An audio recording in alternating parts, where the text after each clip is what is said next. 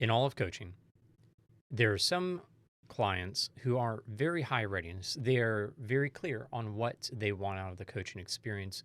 And there are others, especially in a corporate setting, like a corporate sponsored setting where someone else is paying for the coaching, that the client is low readiness. They're not very aware of what coaching is, how to use it, and what this coach, this person on the other side of the screen or table from them, is really after in the conversation. Now, we've talked about this as part of our previous work and other sessions, but today we're going to be specifically digging into a common corporate mindset that shows up with a lower readiness leader. And this tends to be in, again, the sponsored setting where the client is unsure about what this coaching is all about. I've got a few different stories. I can't share many details, but there have been a similar enough stories that I can say this happens enough, frequently enough, that you need to expect it in your work as a sponsored coach and especially as a corporate sponsored coach. One common starting point will be when the client comes into a first session and says essentially that their leader told them they needed to do this, their company told them they needed to do this, or their company said they had to do this coaching thing. They don't get it, and their manager doesn't understand why they have it either, but they showed up anyways, and so on. There's this sense of, I'm not sure what coaching is, and oftentimes this is caused by the client not reading the materials that the company sent to them, not being involved in the pre-coaching meetings that are very common to help with this scenario. We don't want clients to come in unaware. So many times in a corporate sponsored coaching setting, the coach is sending messages. The corporate sponsored coach organization is sending messages. The company who has, like the learning and development team, the HR team who are bringing coaching into the company, they are sending out messages. Maybe even the CEO, COO, and other leaders are saying, hey, this is the value we've experienced it ourselves. Here's what you should expect. But some people still join the first session having participated and read nothing. And it's just a reality. There's nothing we can do to punish them or anything. It's not important. Once we get into the session, we just make the most of the experience, and we need to be able to handle that lower readiness situation. Another scenario that I've experienced a few different times is when we're having this first session, the person is aware a little bit about what coaching is. They were at some of the meetings. But as I, the coach, am asking some open-ended questions, prompting, eventually the client may say something like, why are you asking me all of these questions? Aren't you supposed to give me some answers here? And this is a legitimate concern that they're bringing up.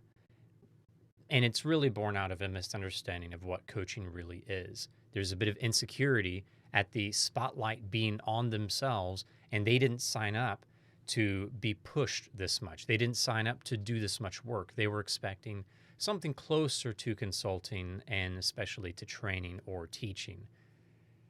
Misaligned expectations are behind much of what we'll talk about here in this video. The way you'll also see a lower readiness, someone who's less prepared for the deep dive into coaching, there will be a lot of I don't knows. And I would encourage you to review the video from very early on with agenda setting or setting up the coaching agreement around how do you coach with I don't know responses. Another situation will be when the client does do the you tell me. So where would you like to go first? What would you like out of our session today? What's the action you want to take here that will help you move forward? Well, you tell me, coach. I think I would really look to you to tell me. It's more of almost like a distraction technique. I don't want to answer is often what that means.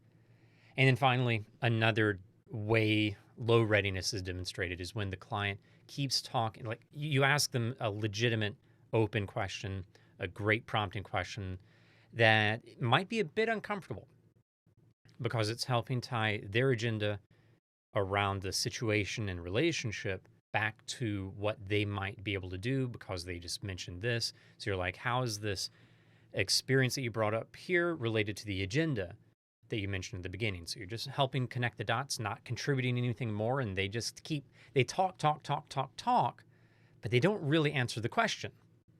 And this is a bit of I'm not feeling psychologically safe, so I'm going to move over to the side. There are many different ways that lower readiness can show up in a corporate sponsored coaching environment. I'd like to highlight some things that we've already covered in using good direct communication that says, hey, here's an observation, here's what I'm seeing, here's the nature of coaching. Now I'm going to share that succinctly, and then I'm going to hand it back to you. What are your thoughts on how this process is meant to work? What are your thoughts on this observation? What are your thoughts on the challenge that I just issued here or offered here? Another thing is to really pay attention to our tones. We want to make sure that nothing in our language is demonstrating a sense of judgment or disappointment in them being at a lower readiness state.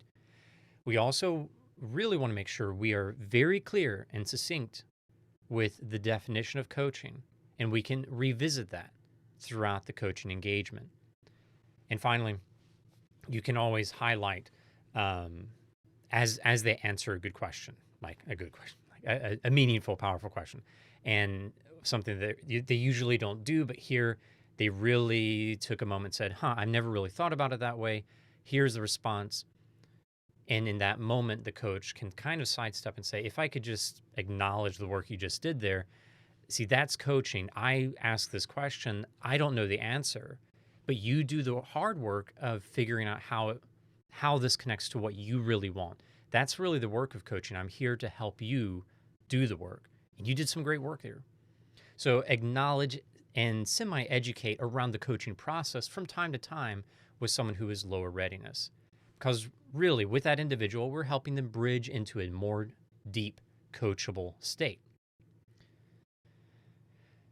Now, another thing to consider, though, that goes beyond general low readiness coaching is with this particular leader, if they are at manager level above, but especially director level or above, their unwillingness, hesitance, discomfort around deep coaching questions may actually be related to what they say they want to accomplish through the coaching experience. What do you want out of our coaching work? If you had a goal that you want us to pursue over the next year, what would it be? How would you know we're on our way? All those questions can help set things up. And as you hear, as coach, what this person really wants in a first session, maybe it's, I want to be more prepared for a promotion. I want to get that promotion. I don't have the best relationship based on my last performance review with my direct reports, with my manager. I'm not a great presenter with the board. As an executive, sometimes I lose my cool, and that's not acceptable, and so on and so forth. There's these general things, common agendas that will come up in a corporate-sponsored coaching engagement, especially at director level or above. And many times, there's a sense of discomfort with the ambiguity and the change of the way this person is providing value. Instead of providing value with what they were competent at, they are providing a new value, and they just haven't gotten the skills yet, or their skills are less strong and they're having to work through them. And many times that jump is going from tactical to strategic and doing the work and executing towards directing managers or directing the overall vision and strategy. And this person who might have been very comfortable with just do it, they are now having to paint a picture, inspire, and answer to the best of their knowledge. As a coach, if you have a situation where you have a low readiness client, they say they want to grow in their ability to do more strategic level work, and do that more effectively, they're in that director level or above. And in the coaching, they're frequently saying, I don't know, you tell me. And they're kind of talking around the problem. Then a very fair thing to do is to consider, just for a moment as coach, is all of this happening, and does all of this point to a possibility that what is happening in session is related to what they are experiencing out of session? For instance, if they are talking a lot around something but not really giving a clear answer, how is that related to just mentally? I might be thinking as coach, in the beginning, they said that they're having a hard time being clear in a meeting. In the session, I ask them a challenging question and they are never clear with me and direct. If you see some sort of correlation like that, what's happening in session may be related to what they are wanting to work on out of session, then it is an extremely fair thing and is almost like a duty of the coach to say, hey, could we pause for a moment, offer a challenge, say it succinctly and fairly, like you don't want to have any accusation, you're just highlighting a potential connection between what's going on in session and what they said they wanted to work on. And you say, I'm seeing this possible connection. I'm asking tough questions. And you keep saying, I don't know. Out of our sessions, you're wanting to work on leading through ambiguity. And I can't shake this intuition that your behavior here in our session might be related.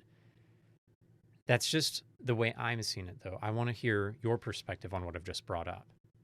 That type of highlighting is very fair, and it can maybe create some very meaningful awareness, but maybe even more importantly, a playground or a safe space to practice the very skills they want to work on, because now we see that this uncomfortable place of coaching, it could be actually related, and them being able to answer these questions more effectively or go with their gut or do their best will be a part of their skill development in a way. So please be willing to hear those possible connections, offer them as a challenge with permission or partnership, and with that kind of deference, just saying, this is what I'm seeing, hand it back for their open interpretation and see where that leads in the general coaching exploration. So beyond that, if you have a client who is low readiness, then you could also offer plenty of coaching around EQ or emotional intelligence. That emotional intelligence mind map, keep in mind, that's just really general coaching. We're not teaching emotional intelligence, but emotional intelligence and being able to answer questions that surface around it are very valuable to someone who is in upper levels of leadership and who feels that sense of lower readiness within a coaching session, often will feel a sense of lower readiness for their strategic work or working in a more ambiguous territory. And then finally, you can co-design your work with the client. If they do see some sort of connection, if you are highlighting the challenge they're having in session and now they're like, this is just really uncomfortable, then you can maybe co-design the way you can both interact around an I don't know situation, or around them talking without talking, but not really answering the question. Or, yes, you can give advice and the client can say, I would really look to you to tell me where to go. But the advice that you will share is going to be an advice of a tool or framework we can use in session, or a line of questioning, but never what they should do. So just do more clarity about how this partnership is going to work. If they say, I don't know, then maybe as coach, you have permission at any time to say, is this a knowledge I don't know? Or is this a discomfort I don't know? So that can be like the natural question that you have permission to ask right after they say, I don't know. And over time, that drops away and they're able to say, I don't know. I don't feel like answering this question. So give me a moment and I'll do my best. So you're helping partner with them on how they would rather interact around those discomfort moments, what they would want from you to help them make progress. And as you facilitate it, perhaps bottom lining them, interrupting them as they're talking. It is a partnered interruption. It is a partnered challenge. It is a partnered process.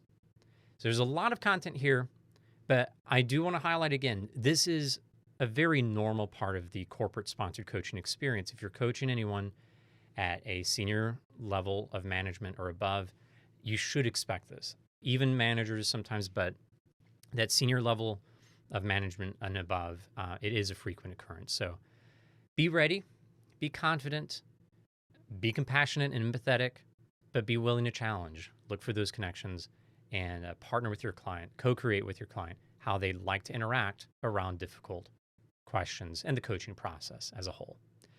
Thank you for coaching. Thank you for stretching yourself as a coach and continuing to build into the lives of others.